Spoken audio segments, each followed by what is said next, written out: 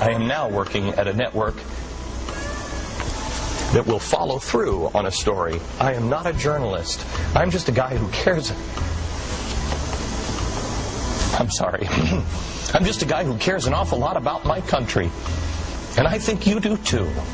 But sometimes, for political reasons or whatever reasons, people just won't follow a story. I have to tell you, I'm doing a story tonight that I wanted to debunk these FEMA camps. I'm tired of hearing. You know about them? Sure.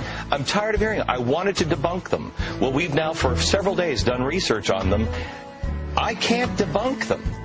And we're going to carry the story tonight. I don't know anything about him. So. It is our government. If you trust our government, it's fine. If you have any kind of fear that we might be headed towards a totalitarian state, look out. I've been watching Glenn Beck for a long time, and I saw him say that Ron Paul supporters are basically all terrorists and that the Army should watch Ron Paul supporters. Then he became Ron Paul's biggest buddy.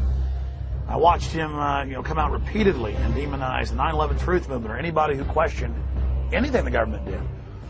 And then when he said he was going to expose the FEMA camps and he thought they were real, I said, look out, folks, this is his MO. He acts like he's on our side. He acts like he's really investigating.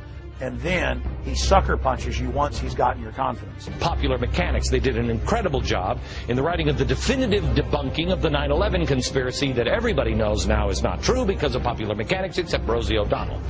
James is here now to do the same with the FEMA camps. He specifically was going to build a straw man argument and go after some of the fake stories of false FEMA camps, like the Amtrak train station. This is an Amtrak repair facility in Beech Grove, Indiana. The woman who made this video initially claims that it's some kind of American Auschwitz, and they've outfitted buildings with gas, and they've got these strange turnstiles. In fact, it is a repair facility. They're repairing trains in there.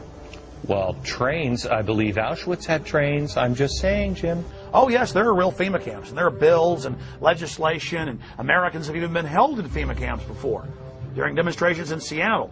But he didn't choose to go into any of that, even though we mailed him packets of that material. One of those buildings has been knocked down. This video actually dates from about 1995. So the turnstiles are there for, they were there. They're not there anymore? Right. The turnstiles were just ordinary subway turnstiles that would be familiar to anyone who's ridden the subways in New York. He went to the disinfo on the internet knowing he could discredit a straw man.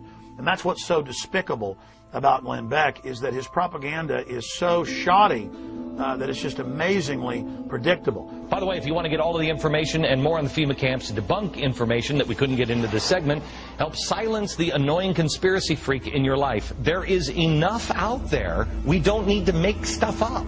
Glenn Beck knows he's a liar.